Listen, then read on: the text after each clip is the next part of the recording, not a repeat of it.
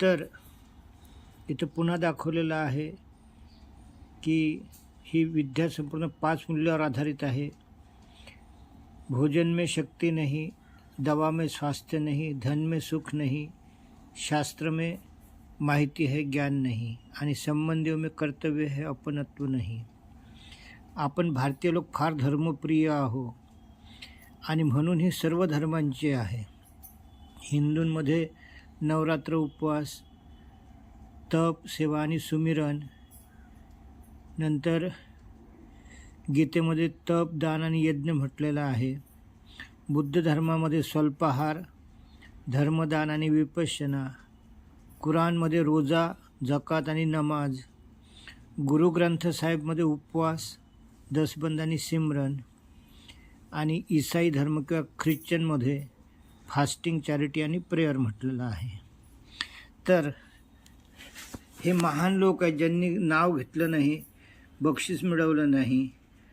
ही व्यक्ती 1924 ते 44पर्यंत त्यांनी ह्या 5 सिद्धांतांवर संशोधन केलं, मात्र त्यांनी कुठे जाहीर भाषणं दिले नाहीत. असे हे बद्रीनारायण त्रिपाठी, मेरठला शेवटी ते त्यांची स्मृती ठेवलेली आहे. हे मुख्याध्यापक होते. 1929 पासून या बद्रीनारायण त्रिपाठींसोबत कनेक्ट झाले. हृदयनाथ योगीजी आणि 2000मध्ये यांचं निर्वाण झालं. यांनी या विद्येच्या बांधणीमध्ये सिंहाचा वाटा यांचा आहे. आणि 1993 दरम्यान म्हणजे 1960 पासूनच हे अखिलेशजी महाराज, डेप्युटी कलेक्टर आणि income tax officer Uttar Pradesh, हे या विद्येने भारावून गेले. आणि त्यांनी 10 वर्ष नोकरी बाकी असताना व्हॉलंटरी दिली आणि जगभर हे ज्ञान पसरवलं 20-25 देशांमध्ये. आणि म्हणून 1993मध्ये ही संस्था स्थापन करताना या संस्थेचं नाव ठेवलं इंटरनॅशनल असोसिएशन ऑफ सायंटिफिक स्पिरिच्युअलिझम. माझ्याकडे पुरावा आहे, तो इथं आता रेकॉर्डमध्ये मी नाही दाखवू शकलो, की अटल बिहारी वाजपेयी यांनासुद्धा 2-3 दिवस या विद्येचा त्यांच्या आजारपणात लाभ दिला होता. त्यांच्या बहिणीचं मी रेकॉर्डिंग पुरावे म्हणून दाखवीन. मात्र दुर्दैवाने त्यावेळेस हे जे आपले आधुनिक चिकित्सा विज्ञानचे लोक होते त्यांनी ते फेटाळलं आणि अन्यथा ही विद्या त्याच वेळेस प्रवाहित झाली असती. तर 1966मध्ये नाथ बंधुदास यांचं पत्र मी जोडलेलं आहे. आणि हे जे डॉक्टर आहेत SSL श्रीवास यांना 10 गोल्ड मेडल मिळाली. उत्तर प्रदेशचे ते डीन होते मेडिकल कॉलेजचे, MBBS MD. आणि यांनी राज्यपाल साहेबांसोबत काम केलं. आणि देव पाहायला गेलो, देव होऊन आलो, असे त्यांनी 30 पुस्तकं लिहून काढलीत, जे आपल्या भारत सरकारला फार मोठं संशोधन साहित्य आहे. 2006मध्ये हे निर्माण झाले. आणि ह्या मूळ तप, सेवा, सुमिरनमधूनच NDS, नई आहार प्रणाली किंवा किरण वाटर यांचा रसाहार ह्या समाजामध्ये थोड्याशा वेगवेगळ्या याने प्रवाहित झालेल्या आहेत. तर हे मी शूटिंग याच्यासाठी केलं की आपल्याला त्याच्या एक वारंवार स्मरण होईल की ही विद्या म्हणजे काही कर्मकांड नाही, काही अंधश्रद्धा नाही, काही हे नाही. लाखो लोक आज दुरुस्त होत आहेत. तर म्हणून हा सर्व प्रपंच. एवढे बोलून मी हे 2 शब्द सुरुवातीलाच ठेवणार. थांबवतो. जय हिंद, जय भारत, जय महाराष्ट्र, जय जगत.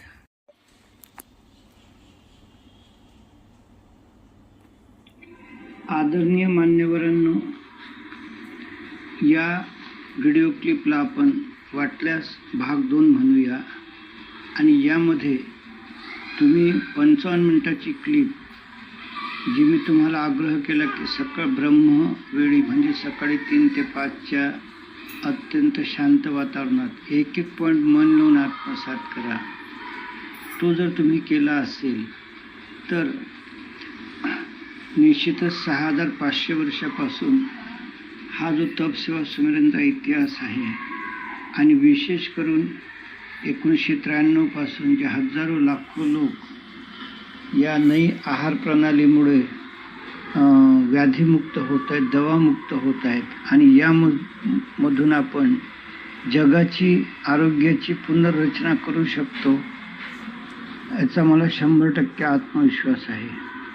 आणि याशिवाय आज राजकीय परिस्थिती अशी म्हणजे आपल्याला फेवरेबल आहे की महात्मा गांधीचा महाअवतार असलेले आदरणीय नरेंद्र मोदी साहेब हे India make in India, Bharatiya Vidya, भारतीय लोक, भारतीय जडीबुटी याचा किमान चर्चा करतात, विचार करतात.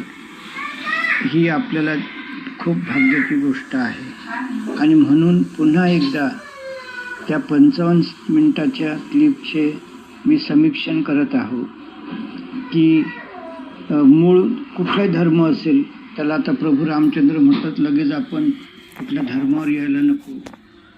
तर मूळ कुठल्या तरी धर्माने 5 सिद्धांत हातात घेतले. भोजन में शक्ति नहीं, दवा में स्वास्थ्य नहीं, पैसों में सुख नहीं, किताबों में इन्फॉर्मेशन है ज्ञान नहीं, आणि रक्तनातों में कर्तव्य है प्रेम नहीं.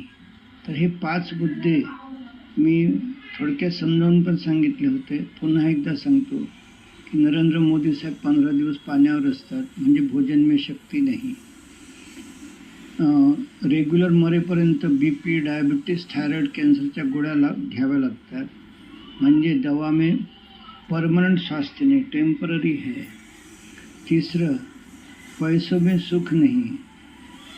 आणि मी छान उदाहरण दिलं की पैशात सुख असतं तर गरीब लोक रात्रभर फिरत राहिले असते की आम्हाला झोप द्या, हो झोप द्या, आणि श्रीमंत ढाराडूर झोपले असते. तसं होत नाही. त्यानंतर आपलं हे जे रामायण, महाभारत, ज्ञानेश्वर, तुकाराम महाराज गाथा हे ज्या व्यक्तींनी लिहिलं ते किती शिक्षण घेतले होते आत्मचिंतन करूया. आणि मी मुर्मू मॅडम आणि यांचं उदाहरण दिलं होतं की ते म्हटलं जेलची संख्या वाढवायची आहे आणि राष्ट्रपती मॅडम बोलल्या की तुम्ही थोडा आत्मशोध घ्या. 50-50 रुपयासाठी लोक 50 वर्ष जेलमध्ये आहेत आणि त्यांचं जीवन आपण नष्ट केलेलं आहे. म्हणजेच त्यांना काय पुस्तकी माहिती आहे, ज्ञान नाही. आणि शेवटचा प्रश्न, आपण जर 7 पिढ्यांसाठी किंवा 70 पिढ्यांसाठी जर इस्टेट कमावून ठेवली नाही तर या जगात भ्रष्टाचार संपेल आणि एक आनंदी जीवन सुरू होईल. आणि त्यासाठी उदाहरण देतात की आपली डेड बॉडी पडली की झालं, आपल्याबद्दलचं नातं प्रेम संपतं आणि इस्टेटबद्दल भांडणं सुरू होतात. तर असो, पुन्हा एकदा रिव्ह्यू घेतो की 3 लाख वर्षापूर्वी शेती आणि आरोग्य हे निसर्ग निर्मित होतं. त्याला कुठलंही रासायनिक खत, कीटकनाशक किंवा दवा आवश्यक नव्हती. मात्र पुढच्या काळात किमान आपल्याकडे 3500 वर्षापासूनचा डेटा आहे आणि जेवढे आरोग्याचे प्रयत्न केले गेले, मग ते ॲलोपॅथी, आयुर्वेद, होमिओपॅथी, युनानी, योगासन, तर आजार सतत वाढतच आहेत. आणि याचं मूळ कारण काय आहे तर हिप्पोक्रेटसनं 3500 वर्षापूर्वी सांगितलं की बाबा शरीरात जे काही अनावश्यक जादा अन्न जातं तेच या आजाराचं मूळ कारण आहे. तर हा पॉईंट अत्यंत महत्त्वाचा आहे आणि म्हणूनच त्यावर त्यांनी आपल्या सर्व धर्मांनी 15 दिवसातून एक उपवास, बहुधा शक्यतो निर्जल किंवा लिंबू पाण्यावर, 3 महिन्यातून 3 दिवसाचे उपवास आणि वर्षातून 9 दिवसाचे लिंबू पाण्यावर उपवास हे शरीर प्रकृतीसाठी सुचवले होते. आणि जपानच्या शिओनोरी ओशमी यांनी सुद्धा हेच सुचवलं की युक्तियुक्त उपवास केले तर कॅन्सरसारखे रोगसुद्धा समूळ नष्ट होतात. तर हे एवढे पण लक्षात आले असतील असं मी समजतो. आणि आता आपण पुढील भागाला, महत्त्वाच्या भागाला सुरुवात करूया. की 1993 पासून डॉक्टर गोपाल शास्त्री, बी व्ही चव्हाण, आनंदीमा, जया दिलीप काळे, किरण वाटारे हे संपूर्ण देशभर मोफत निस्वार्थपणे या विद्येचं वाटप करत आहेत आणि लाखो लोक व्याधीमुक्त, दवामुक्त होत आहेत. आता आपण मुख्य मुद्द्याकडे येऊ की आपल्याला हा जो भारत देश आहे किंवा जग जे आहे या व्याधीमुक्त, दवामुक्त कसे करता येईल. आणि म्हणून मी पुन्हा एकदा त्या 55 मिनिटामधलं थोडक्यात धावतं सांगतो की हे सर्व जे पाचही अर्जुन आहेत, NDS किंवा तपसेवा सुमिरन किंवा नई आहार प्रणाली किंवा रसाहार शिकवणारे, ह्या सर्वांची एकच कॉमन दिन प्रणाली आहे की सकाळी 5 वाजता एनिमा घ्या 1 महिन्यासाठी, 6 वाजता 10 ग्लास पाणी पिऊन जलधोती करा, 11 वाजेपर्यंत उपवास करा. या काळात सूक्ष्म व्यायाम, थोडेसे ध्यान आणि सकारात्मक अशी भजनं स्मरण करा. आणि 11 वाजता अंदाजे 50 ग्रॅम हिरवी पानं आणि 100 ते 150 ग्रॅम फळं यांचा ज्यूस प्या. त्यानंतर 1 वाजता तुम्ही अंकुरित धान्य, हिरव्या पानांची चटणी आणि वेगवेगळे सलाड जे आहेत ते जेवणामध्ये घ्या. यानंतर थोडा आराम करा. 3 वाजता 4 वाजता कारल्याचा ज्यूस घ्या. 5 वाजता भूक लागली असेल तर 50% नैसर्गिक भाजी आणि पोहे, उपमा असं करा. आणि 7 वाजता 1 भाकर, 3 वाट्या भाजी आणि 1 वाटी डाळ अशा प्रमाणात जेवण करा. म्हणजे कोणी पाहिलं नसेल तर बाबा तू 3 भाकरी खा, परंतु तेवढ्या 9 वाट्या भाजी आणि 3 वाटी डाळ खा, अशा प्रमाणात करा. याशिवाय आपण काही लोकांवर रागावतो, चिडतो, संतापतो, तर त्या निगेटिव्ह लहरी वातावरण असतात. म्हणून तुलादान करा निस्वार्थपणे, कोणी एका व्यक्तीला नको. यानंतर निस्वार्थपणे सेवा आणि आपलं मन निर्मळ ठेवा. कोणी 4 शिव्या जरी घातल्या तरी माफ करणं शिका, अशी ही दिनचर्या आहे. तर आता आपल्याला आपलं हे वैयक्तिक 1 दिवसाचं झालं. अशा स्थितीनं आपल्या कुटुंबात आपण कुटुंब चांगलं ठेवायचं आहे आणि हळूहळू आपला परिसर, आपला समाज, आपला देश, आपलं जग आपण चांगलं ठेवू शकतो.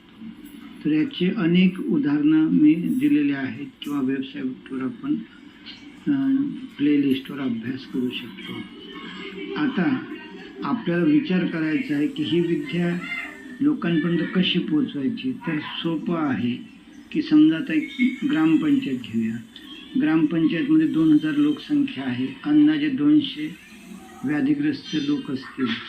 तर त्यांना परिसरात हे जे पंचदेव आहेत यांच्या शिबिराला पाठवून या आहाराचा सराव आणि अनुभव घ्यायला सांगायचा. म्हणजे त्यांच्या BP, शुगर, गोळ्या. तर आपण ग्रामपंचायतचं उदाहरण घेऊया. त्या ठिकाणी सरपंच, ग्रामसेवक, आशा वर्कर, अंगणवाडी सेविका, तलाठी हे सर्व जेव्हा दिनचर्या आणि आहार याचं सतत जाहिरात करतील, लोकांना सांगतील, विशेषतः घराघरात, तर लोकांमध्ये याची मानसिकता तयार होईल. अशाच रीतीनं शाळांमध्ये 5व्या वर्गापासून मुलांना आहार शिकवतील तर मुलांमध्ये फार मोठ्या प्रमाणात त्याची सुधारणा होते. आणि हे प्रयोग शहा म्हणून जे आहेत त्यांनी हिमाचल प्रदेश मधल्या कॉलेजमध्ये, शाळांमध्ये केलेले आहेत. आणि बालवाडीची मुलं जे बिस्किट आणि गोळ्या आणत त्यांनी नॅचरल आहार दुसऱ्यामधून आणला, हे आम्ही चमत्कार पाहिलेले आहे. तर अशाच रीतीनं जी शहरं आहेत, नगरपालिका, महानगरपालिका, यांच्याकडे मोठे मोठे जे गावातले मंगल कार्यालय असतात, त्यांनी जर शब्द टाकला तर नाममात्र भाड्यात किंवा मोफतच उपलब्ध होऊ शकतात. आणि त्या ठिकाणी असे अवेअरनेस शिबिर जर राबवले, सतत राबवलं तर लोकांमध्ये जनजागृती होतं. अशाच प्रकारे प्रामुख्यानं शाळा कॉलेजेसमध्ये विशेषतः 13 वर्षाच्या वर जर मुलांना ही माहिती दिली तर त्यांना आहार पद्धती समजेल आणि आज जे देशामध्ये नपुसकता, PCOD, PCOX प्रॉब्लेम आहेत ते 100% कव्हर होतील. आणि निश्चितच 22 ते 30 वयोगटात जोडीदार आणि डिलिव्हरी हा शब्द येतोच, तर याच्यामुळे नॉर्मल डिलिव्हरी 13 वर्षाच्या वर जर मुलांना ही माहिती दिली तर त्यांना आहार पद्धती समजेल आणि आज जे देशामध्ये नपुसकता, PCOD, PCOX प्रॉब्लेम आहेत ते 100% कव्हर होतील.